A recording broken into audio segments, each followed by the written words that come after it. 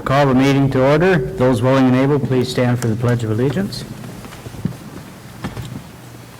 Pledge allegiance to the flag of the United States of America and to the republic for which it stands, one nation, under God, indivisible, with liberty and justice for all.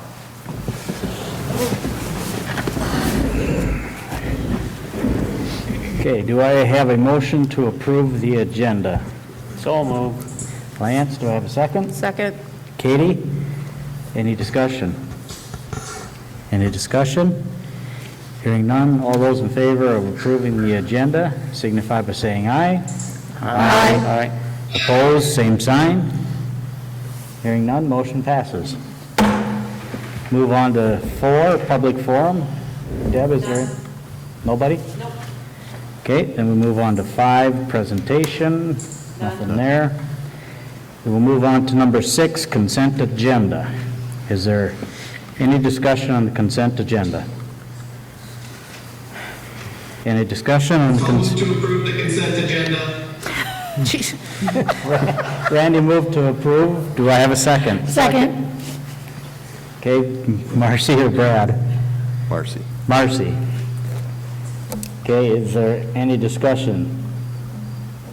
The only discussion I would like to have is approval of the gifts and thank Christ the King Lutheran Church for a donation of $100 for the wellness room, and the Jasper Lions Club, donation of $300 for the Reach Out to Read. Okay, all those in favor of approving the consent agenda as presented signify by saying aye. Aye. Opposed, same sign. Hearing none, motion passes. Move on to 7, financials. Elementary building budget year to date. Jackie?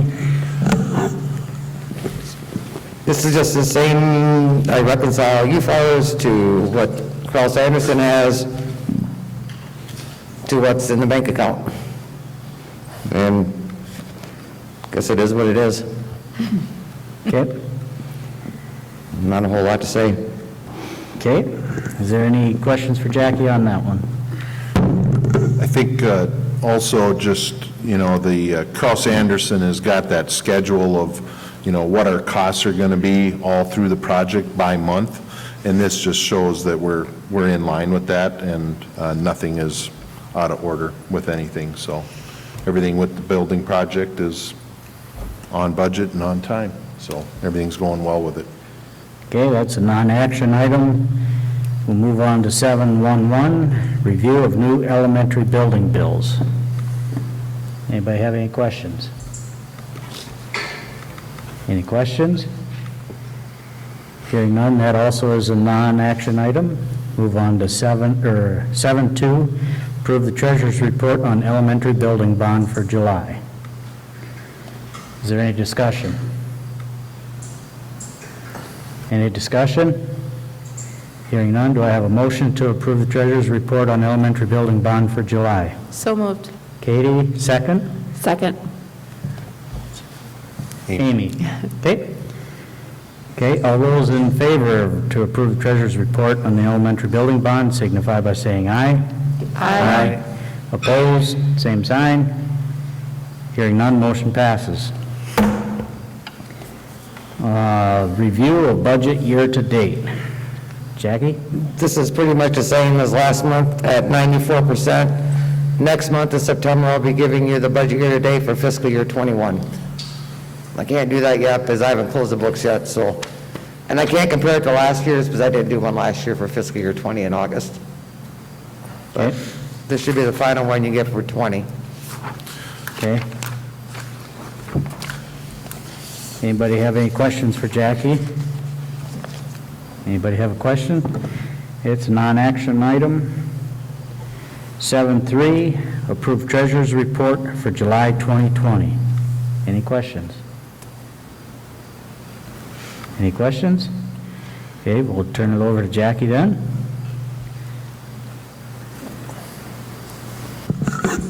This just shows that the cash balance is $6.4 million as of July 31st, 2020. Okay. Do I have a motion to approve the treasurer's report for July 2020? Randy, do I have a second? Second. Lance? Brad? Any further discussion? Any further discussion? Hearing none, all those in favor to approve the treasurer's report for July 2020 signify by saying aye. Aye. Opposed, same sign. Hearing none, motion passes.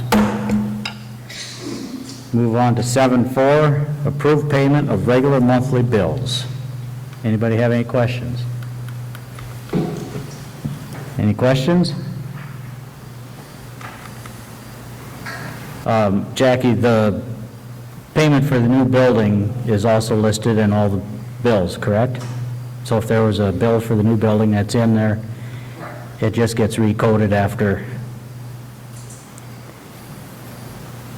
No, they're quoted in here to Fund 6, but what had happened before is I was directed that you guys wanted to see the building bills just by themselves. Yep. That's why they're presented one way, and you don't have to prove that because they're included in here also, the same ones. So when you approve this, you're actually approving the building bills also. Okay. Any further questions on approved payment of regular monthly bills? Any questions? Hearing none. All those in favor, no, I got to have a motion. Do I have a motion? So move. Is it Brad? Second. And Lance seconded. Any further questions? Any questions? Hearing none. All those in favor of approving payment of regular monthly bills signify by saying aye. Aye. Opposed, same sign. Hearing none, motion passes. Move on to 7.5, approved payment of high school activity bills. Are there any questions? Any questions? Hearing none, do I have a motion to approve payment of high school activity bills? So moved. Marcy, do I have a second? Second. Katie? No, it's Amy. Amy. Amy, I'm sorry. Okay, all those in favor to approve payment of high school activity bills signify by saying aye. Aye. Opposed, same sign. Hearing none, motion passes. Move on to 8, board forum and information, board reports and updates. Anybody from the board have anything to comment on? Kevin, were they gonna put a barrier around that fire hydrant before that gets broke off, or? We talked with them about it, so they were going to check in, and they have to get that, that would be a change order we'd have to add because those weren't in the plan, so they're working on that. Okay. Hope to get them on here by next month, but they do have to go through and do whatever on the design with all of that, so, Yeah, the architect had to spec them out too, correct? yeah. Okay. Anything that gets done has to go through all of that process, so there was quite a few of them actually around, I think, that we were looking at putting them around, I so, know there was at least 3. yeah. So they were going to go through and do that.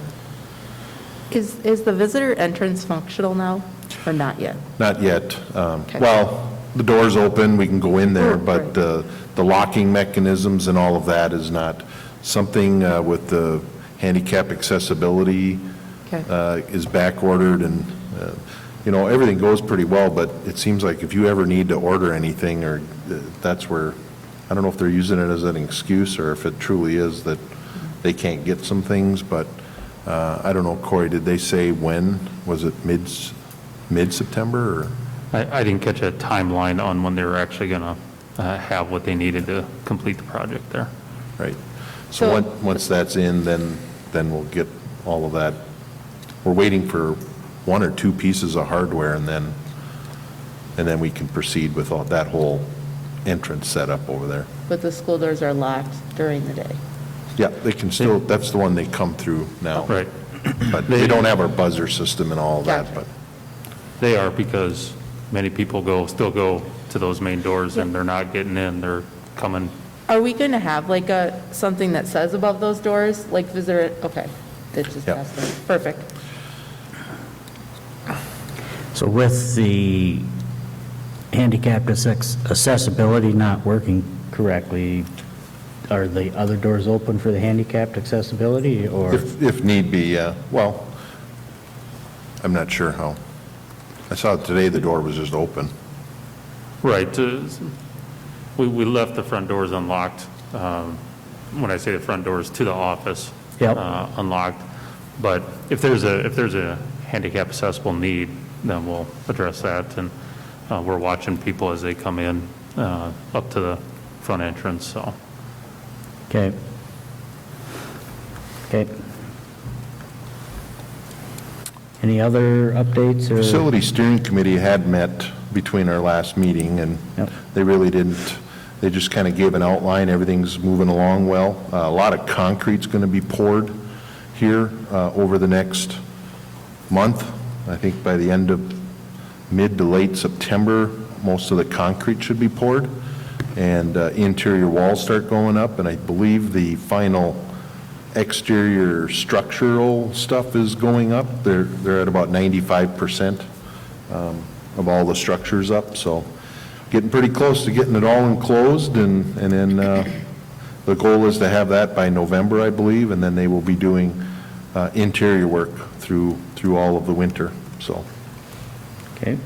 I did think that the circle, well, whatever we call it now, Circle Drive was a lot less congested, picking up kids Yeah. and safer. Seemed Yeah. way safer. So that's good. They did ask if you guys got some time to just kind of check out that whole front and the landscaping, and if you have any feedback, it's before they punch list that, if there's anything that you guys see, that any suggestions or hear of anything, let us know. But it's kind of mostly done out there, so.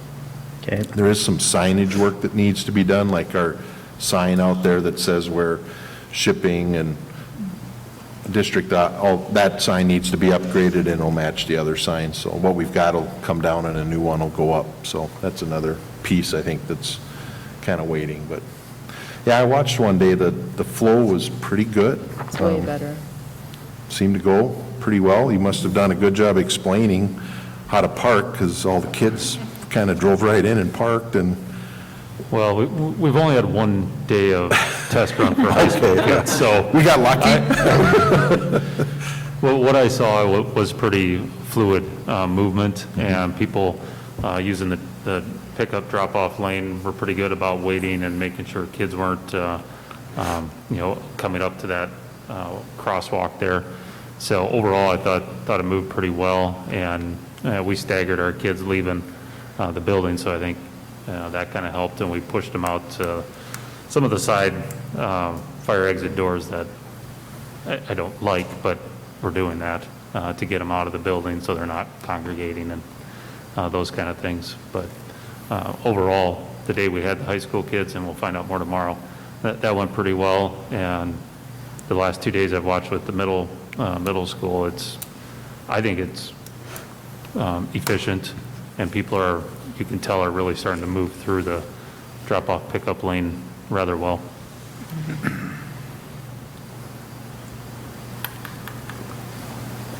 Okay. I know my fourth grader is up here now, and she said the first day of meals wasn't very well, but since then it has gotten quite good. She was pretty happy with it. Yeah. Lunch has been a challenge. I can understand having to do room delivery and, Right. I think that's probably been one of the bigger headaches, trying to get that figured out. I think we're getting it pretty good now, though. she's been happy with the meals coming in Okay. hot, that are supposed to be hot. I know that first day wasn't good, but Yeah, and that's understandable. yeah. We adjusted, we monitored and adjusted and made a few changes, and Yeah, the first day was a mess. We have gotten significantly better with the middle level. And today it was, it's where it needs to be. All we did was we flipped a 30-minute time frame for sixth grade. So we eat 7th grade, 8th grade, 5th grade, 6th grade, and it's staggered really well. And it's just kind of a continual little line, but the movement works. The high school side was essentially my fault, because I moved to high school one of the lunches because I thought I totally forgot about the 5th grade. And then when I realized it was too late, So that's going to be squared away tomorrow. It'll be a much better movement tomorrow, and lunches are, it's going to be good. So, Okay. yeah. Good. Perfect. Any other board reports or comments? Hearing none, we'll move on to number 9, administrative report, principals reports. Tony or Corey? I'll just keep going. Those are the two things that I was going to bring up, traffic and lunch. But overall, I think we are off to a good start today. When you only have half your kids walk around, it's just eerily quiet at times, and I'm not sure how to handle that because you're just so used to so much noise and movement.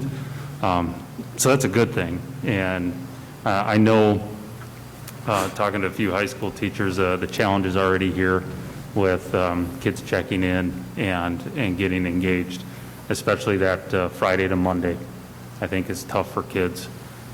So we kind of knew that going in, and now we're going to have to figure out ways to build routine and help with engagement. So I think that's probably the biggest hurdle at the high school level, at least right now and for the foreseeable future. I think the in-person day went fine. We're working, our schedules should be in place now, so that should be a very minimal concern now. We did add some study halls, much to my behest, mostly.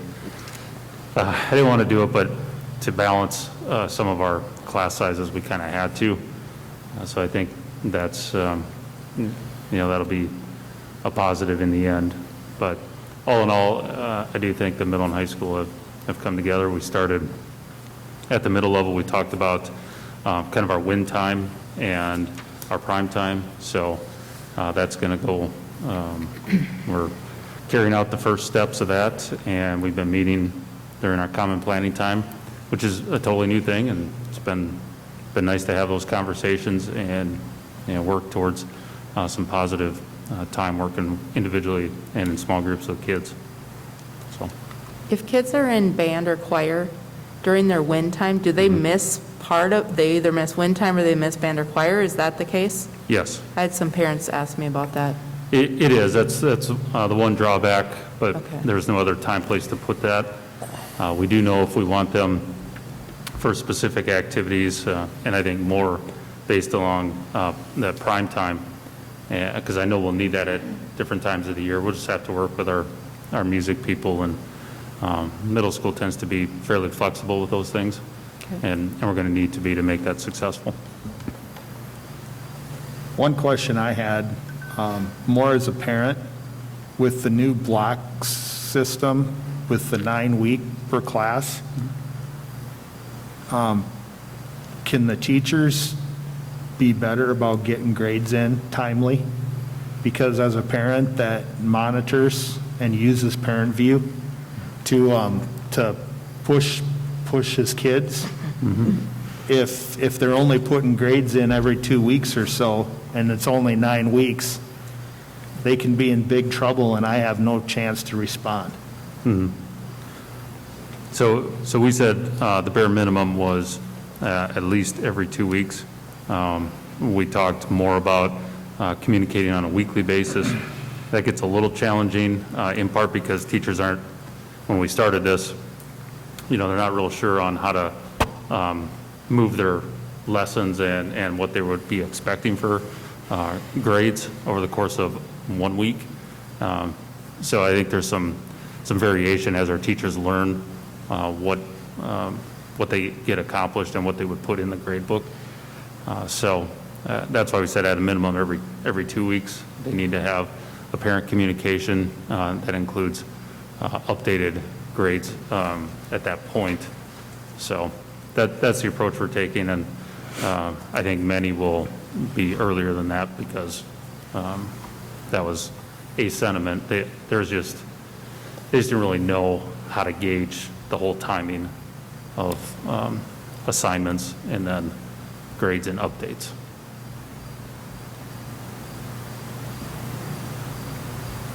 I do feel like I've gotten quite a bit of communication from teachers even within the first week, though. I do. I think communication's good, but you're not seeing a lot of grades, and I know it's only been a few Well, they probably- days. yeah. Right. Yeah. But that's a worry of mine, because even last year when we were on semesters, some teachers will wait 4 weeks and then just dump a bunch. And if that happens now, your kid can be telling you everything's fine. And, I mean, otherwise, I mean, that's, I mean, why do we have parent view if the parents aren't going to help at home? So that's just my suggestion. Thanks. Okay, anything else for Corey? Anything else for Corey? Move on to Tony. It was moaning a little bit when I turned it on earlier. Can you hear me okay? Yeah, we've done some tweaking since the beginning of the year, since Wednesday. All in all, I think kids and staff are excited to be back in school. Had a few tweaks with parent pickup and drop-off up here, and we changed that, and that seems to be working well. Made some changes with lunch, still kind of working on that with our 3rd and 4th graders up here. We're going to try something different yet here again, I think, on Wednesday. But all in all, it's been really good. Again, too, very eerily quiet, almost, like, it's just, because you just don't have so many kids in the hallways anymore, and, but just everybody's super happy to be back, including myself, so nothing really pressing. Okay, any questions for Tony? Anything? Hearing none, then we'll move on to 9.2, Director of Curriculum, Teaching and Learning, Melanie. Hi, good evening.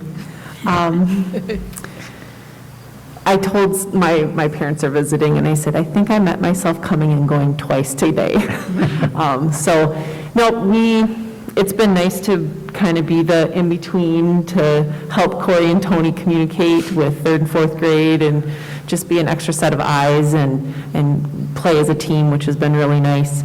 Been working a lot with the high school staff on getting the resources they need, making sure that their kids can get online with their resource, and helping 3rd and 4th grade, K through 4, use Seesaw and get everyone in there and in all the classes they want to be in and be signed in.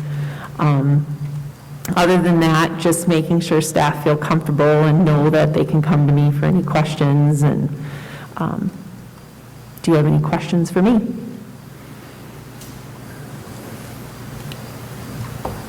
Can you give a review of the distance learning and where that's at? Yeah, I can help with that. We have 43 students in our elementary distance learning, and right now, actually, I'm going to turn this over to Ms. Bartman. We came to a discussion today, of which was in your consent agenda, to divide our distance learning between 2 people at the elementary. So. Yep, we're going to do K2 with one and then 3-5 with the other. We just felt like it was getting too large. 6 signed up today. So it's getting large quickly, and so we just wanted to make sure that we were being intentional with our kiddos, and decided, Mel came and we were talking, and I was feeling the same way. It was almost like we were reading each other's minds. And we talked about it today, about how we probably should hire somebody else to do some of our distance learning teaching. So that's what we decided to do today. And we'll have them collaborate so that what has begun, the processes and things will continue with just another teacher. So we're looking forward to those teachers really being able to zero in on their students rather than having 43 and 5 grade, 6th grade levels. So. Where you had 5 just sign up, what, are they having concerns, or they never started? They never started, Oh. and people that have moved in. So it's not people that have been here and Yes, had no. concerns? Nope, Okay. nope. And then for high school, Corey, I'm going to turn that over to you for numbers for your distance learning with high schoolers. Sorry. I don't know what my exact numbers are. I think they are about 34, 35, right in there. Overall, it's, we've had movement. We've had people go, students go distance learning, and then we've had some come back. So we have had some fluidness, but overall, I think we're right about 34 students. Several ninth graders, a few 10th, 11th, 12th, just a handful there. So it's kind of interspersed. I think 7th grade is one of the, 7th and 9th grade are two of the heavier Yep. ones where we're about 7. Yeah, 7 or 8 in 7th grade and about the same in 9th grade, I think, Yeah. the last update. And we worked with the middle school counselor, and for grades 7 and 8, we were able to put all the distance learning students in the same hour, so the teachers didn't have to, teach the same thing all day, but then have to worry about distance learning kids every time, every block. So they all have math at the same block, they all have English at the same block, so that the teachers have one class to worry about having distance learning students involved in, not all 4. So how does that work? I mean, how does staff deal with that with elementary and high school level when they're moving back and forth like that? I just feel like that'd be extremely difficult to handle that back and forth movement. Well, the elementary, so K through 5 is with our 2 now distance learning teachers, and then 6 through 12 is here. And so those teachers either have them join remotely, so they'll send them a Zoom link and they can join class live, or if it's a class period where they're like, something, it's going to be better for you to watch a video that I've prepared already, or they record the class as they're teaching it if the students can't join, and then they share it with them. So like in the elementary level, if you have a 3rd grader that's in the distance learning class, what happens if they decide to come back to school? They go into one of the other classes, and then they come back out if they decide that they don't want to be in there again? Correct. Wow. There's a Seems lot like of that would be fluidity. hard. It is hard. I feel like that really sets our staff up for, I don't know, So far, they've done really well with the people who've been fluid, and most of all, it's been people who started distance learning and have come back. Okay. So that's good movement in the Right. teacher's eyes, so that they don't feel so, disheveled about it. okay, well, it's good. And we try to make sure that our distance learning elementary and our elementary teachers are all on the same, Right. so that if you're moving back and forth, you're not going to miss anything, or one person's not going to be way ahead, or they're trying to be very intentional about collaborating and making sure that they're all on the same page. Curriculum alignment is important, which is something we've been striving for. And the more aligned we are, then the more flexibility and ease there is in moving. We don't want people to move back and forth, but I also feel like I don't know what everybody's needs are, and so how are you going to accommodate this family and Right. not that, and And I think all the standards alignment work that we've done has played very well in our K through 5 alignment, so that, the distance learning teacher knows exactly what they're doing because they've planned it out. They know which standards and benchmarks they're working on the first week of school, the second week of school, and it's not just, well, this teacher wants to do this. They've worked together to really make it smooth, and that's what the past 4 years, 3.5 years have been. So it's been good. So the distance learners, they show up in our current enrollment too, as Yep. that class Yes, student? they do. Okay.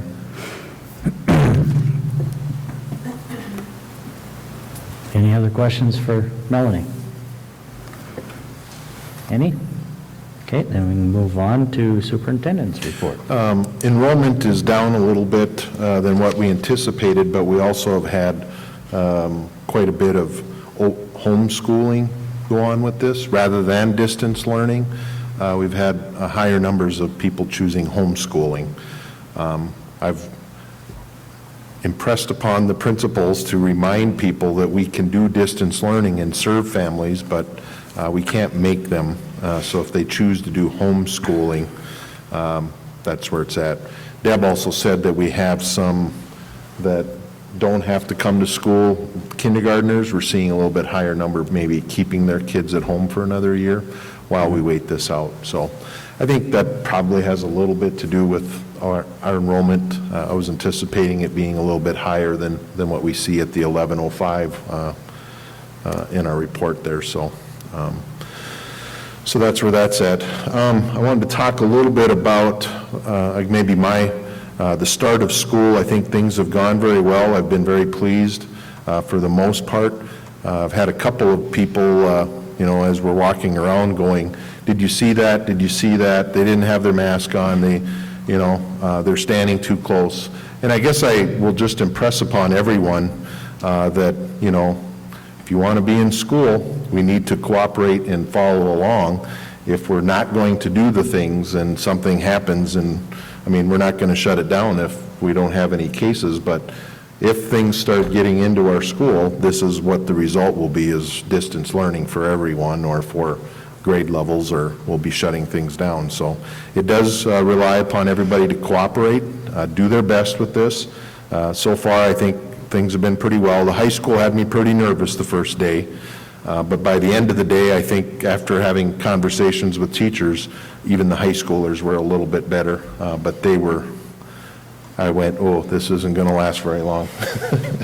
But we'll figure it out, and we'll keep working with everybody. So I wanted to, back in the financials item, there's an attachment of COVID relief funding that I wanted to probably have in my report there. Did you see that? I wanted to talk a little bit. We've gotten some COVID relief funds. Just so everybody understands, the federal government pumped, I don't know, $1 trillion into whatever, $2 trillion. They gave a bunch for education. Some of it has come through the state, some of it has come directly from the federal government, and some is coming through the governor. So we have these different funds. On that sheet, you'll see that we have GEER funds, GEER. This is through the governor, and that is about $18,000 that we can use for technology in summer school.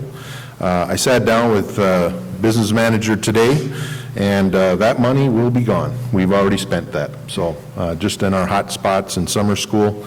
So we will be writing the application and filling that out, and that's already been spent. We can use that from March 13th. We can backdate it to March 13th when all this started through September of 2022. But we spent that money last spring when we started all this. So that's where that is. There's also ESSER funding, which comes from the state of Minnesota via the federal government, or the federal government via the state of Minnesota. This is in the amount of $192,000. We can use these dollars from back last March all the way through September of 2022. So we are kind of holding these. We've got some expenses from last spring that we will be coding to this, but we're kind of waiting to get through these. Next item, which is the CR coronavirus relief funds. That came out directly from the federal government to the school district in the amount of $312,000. That has to be spent on monies that were spent between July 1 and December 30th of 2020. So for the past 6 months, and we're right in the middle of it right now. So we're trying to code and look at all the things that we've done. We added a counselor, we added another teacher today. We've added all kinds of cleaning supplies and PPE. Our technology and all of that stuff that we've added and had to have in order for this, we'll be coding in there. We kind of went through that roughly today. We have to spend 75% of it by November 1, November 15th, 13th. November 13th. Jackie's precise. So we've kind of gone through that. We think we're at about 250,000 right now. So we still have some funds that we'll be looking at, but we have to spend them, or they have had to be spent. We can't code that for something we're going to spend after December 30th. It all has to be what we spend in these last 6 months. So a lot of the things Transportation, I think we might be adding an in-town shuttle route. We can use that, so they've got all these things there. And then, after that's used, then we will, the remainder of items that we have, we will be using those ESSER funds for. Pipestone County also had CRF funds. They gave us $50,000, and Gray Township gave us $5,250. So thank you to the county and to that township and Gray Township for contributing, so we can put money towards any of our expenses for dealing with this, towards that too. So, and then I have down kind of some anticipated costs, and you can see basically what we're looking at there. But I just wanted to give you an update that we do have upwards of $500,000 in funds to help offset a lot of the costs that we're associated. For example, just we got a that CAD class, and it's got just computers, and kids are trying to do distance learning. So we're going to buy laptops so we can load all that programming software, so kids can have that at home and work on it, and not just work on it when they're in school that day. So something we normally wouldn't do, but that's what this stuff is for, and to provide the best experience and to engage our students, we got to have that. So we've been purchasing an awful lot of educational materials and supports to get us going here this year. So that's kind of where I wanted to report on that. So any questions on CRF funds? Solar field update, I spoke with the Southwest Energy Council on the solar field, so I have some information there. I think we're going to work on a RFP, a request for proposal, for some third-party vendors to see if there's interest. We're not committing to anything, but they just said we should start working on that and then see how that all plays out. So Facility Maintenance Committee will be meeting and kind of talking a little bit about some of that this month and where things are at with that. So, and then on another note, the turbine repair fixes we're not coming up with anything better for that. So, wish I had better news there. Don't. Okay. Other than that, I think we're going. So, so far so good. I think hopefully it keeps going the way it is. So. Okay. Anybody have questions for Kevin? Any questions? Hearing none, we'll move on to 11, board action items. 11.1, appointment of federal title representative and homeless liaison, Tony Bartman. Anybody have any input or questions? This is something we have to do every year, and Tony does the title programs, and so we do this every year. Okay. Any questions? Okay. Do I have a motion to approve Tony as the representative? So moved. Katie, do I have a second? Second. Amy? Okay, all those in favor of appointing Tony as the homeless liaison representative signify by saying aye. Aye. Aye. Opposed, same sign.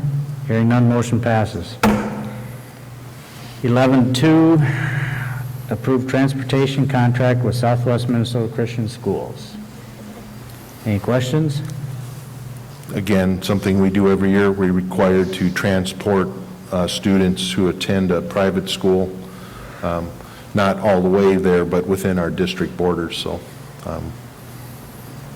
Okay. something we do every year. Yep. Any questions? Hearing none, do I have a motion to approve the transportation contract with Southwest Christian Schools? So moved. Second. Brad and Lance. All those in favor signify by saying aye. Aye. Opposed, same sign. Hearing none, motion passes. Number 11.3, approve policy 522, Title IX, sex discrimination policy, grievance procedures and process. This is a required policy that we have every year, but it's been greatly enhanced with procedures and process. That's just kind of a technical side of how we'll do that. The service co-op is providing some training, so administrators will be taking part in that, so we'll understand how to handle those procedures and processes. I've dealt with this in the past as an administrator, little upset that they have to do this, but somebody evidently doesn't know how to do these things and screwed it up, so now they all give us these directions in this procedures and policy, so we'll do that. But I do recommend we pass, this is a required policy that just came out, so. Okay, any questions for Kevin? Any questions? Hearing none, do I have a motion to approve policy 522, Title IX, sex discrimination policy? So moved. Katie, do I have a second? Second. Is that you, Marcy? Yep. Marcy seconded. Okay, all those in favor to approve policy 522 signify by saying aye. Aye. Opposed, same sign. Hearing none, motion passes. Okay, 11.4, policy 808, COVID-19 face covering policy.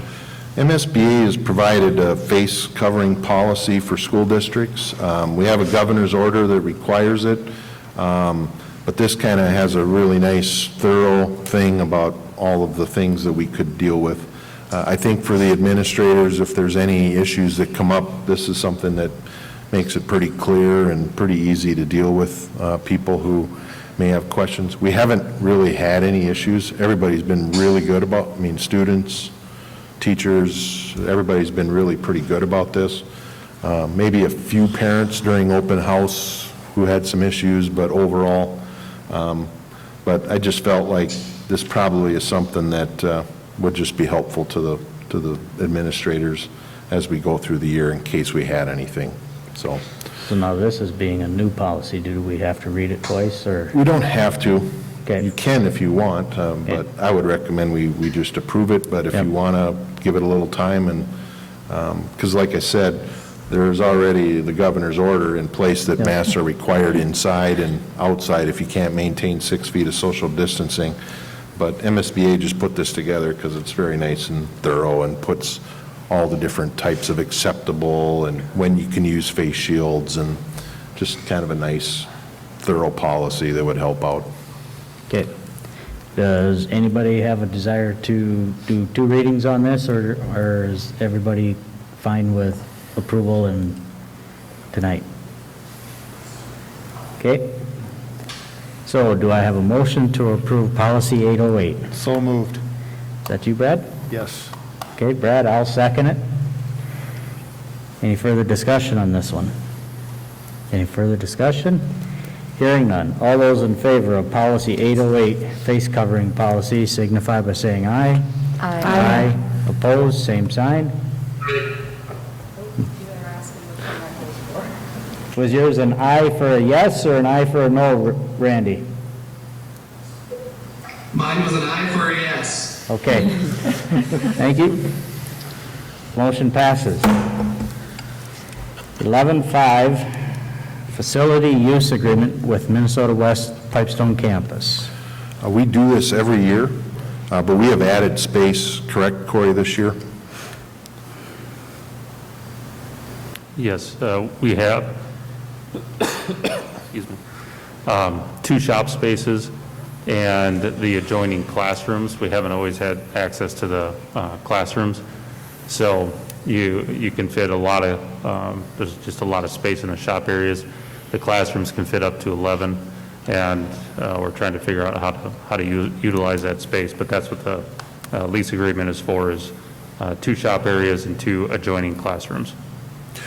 We're anticipating as we go through this that, things like these hands-on classes really will want to meet more than the twice a week. And being out there, we can accommodate them and still uphold our hybrid model. And then also there might be other classes that may want to meet from time to time, and we can schedule out there for the high school classes, for those high schoolers on maybe some of those days off.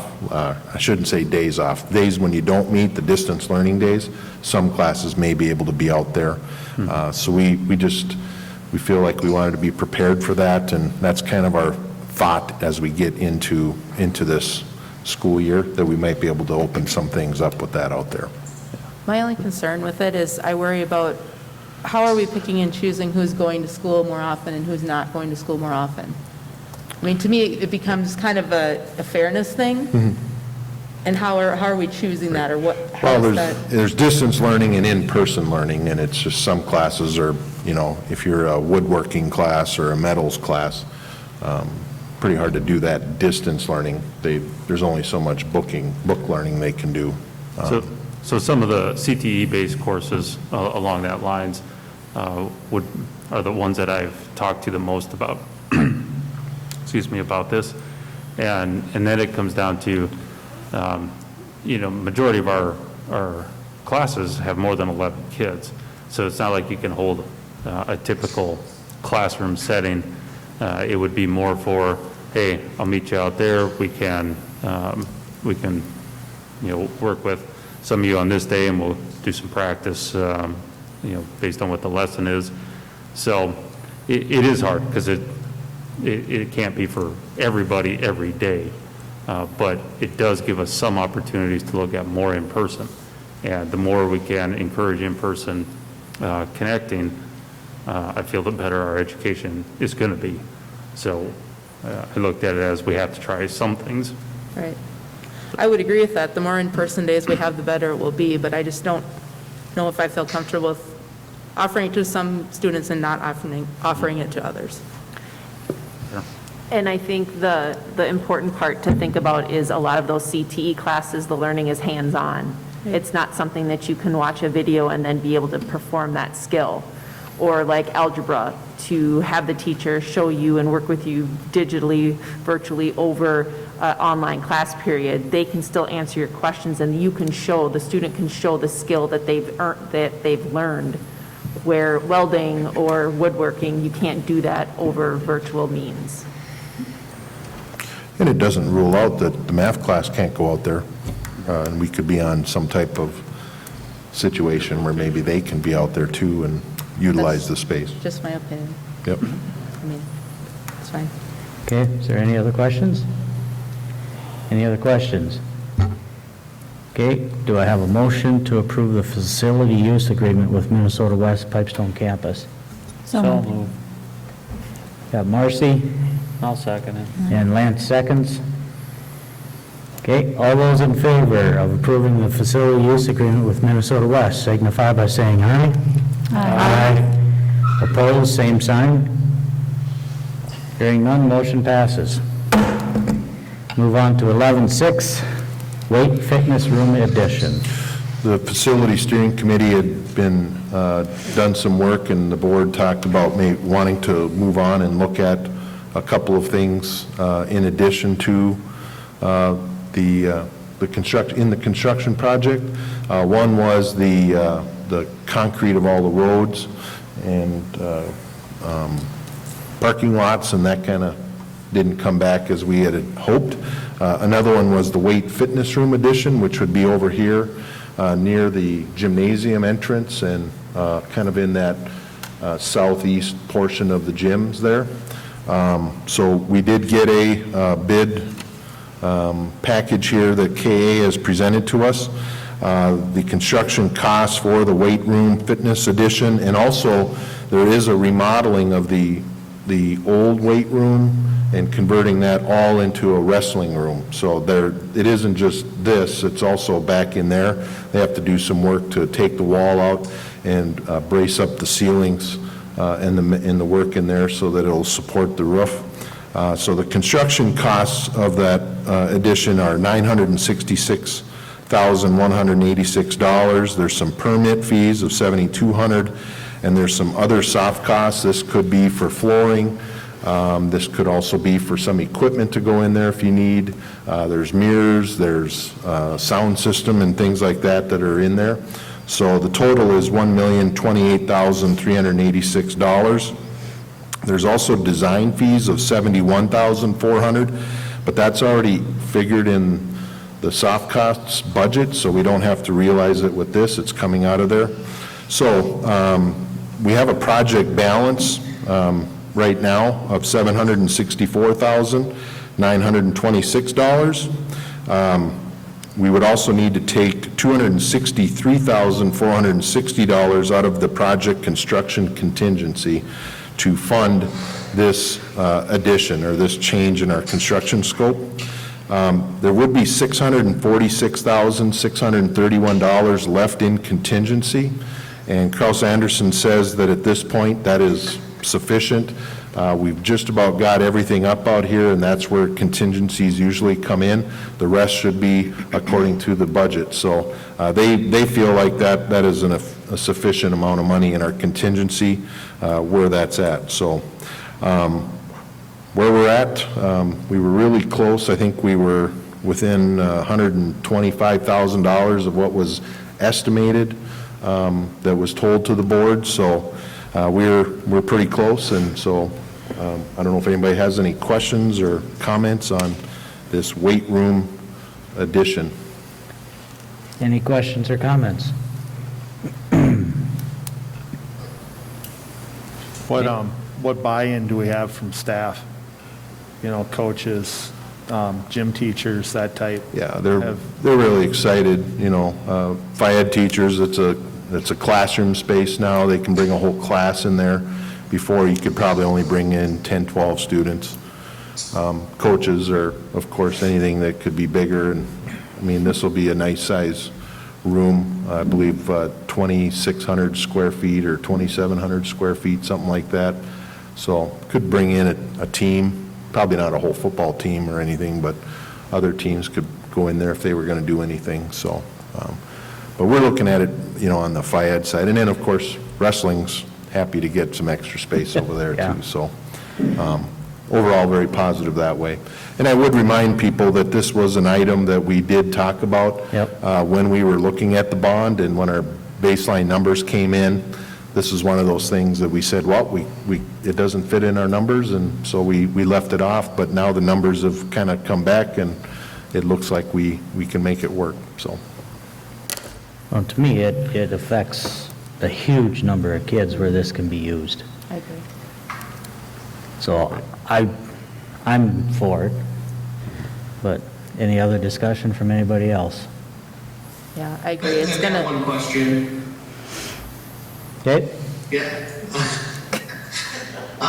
So I'm assuming since it's a bigger space, we're gonna need more equipment. Are we planning that? Is that in the budget, or how are we going to address some of that? Well, there's a couple of things. I believe there's also a $70,000 contingency in this number. Plus, there's $55,000 for other soft costs. I forgot to mention that $966,000. There's, I believe, $70,000 in contingency. Now, I wouldn't want to count on that, but, you know, if you do have that left over, you could put some equipment. The soft costs, you could have some for some equipment. I would say you wouldn't put new, you'd probably go to a second wind or something like that and try to get some good equipment, but I'll leave that more up to the activities director. We also have our furnishings budget and our contingency, so as we near the end of the project, these are the little details that you would be looking at, trying to make all those things happen and get it set up the right way. Thanks. Yeah, but I don't think it has enough in here to fully furnish the weight room, so, but we've got a lot of equipment already that would go in, and so we don't need a whole new weight room, but we may want one. And with approval now, they have work they wanted to start yet soon. There is some work that they would do this fall. They would Yeah. much rather do the ground and the footings now rather than in the spring when it's muddy and wet. If they could get in there now to get all that stuff in, that would be a lot better for everybody. And there's just some of that work. But I don't see where the structure would go up this fall, but they could get a lot of that baseline work done and ready to go. Okay. So do I have a motion to approve a weight fitness room addition? So move. Second. Lance and Brad? Any further discussion? Any further discussion? Hearing none. All those in favor to approve the weight fitness room addition signify by saying aye. Aye. Opposed, same sign. Hearing none, motion passes. Do I have a motion to adjourn? So moved. Katie, do I have a second? Second. All those in favor of adjournment signify by saying aye. Aye. Opposed, same sign. Motion passes. Meeting adjourned.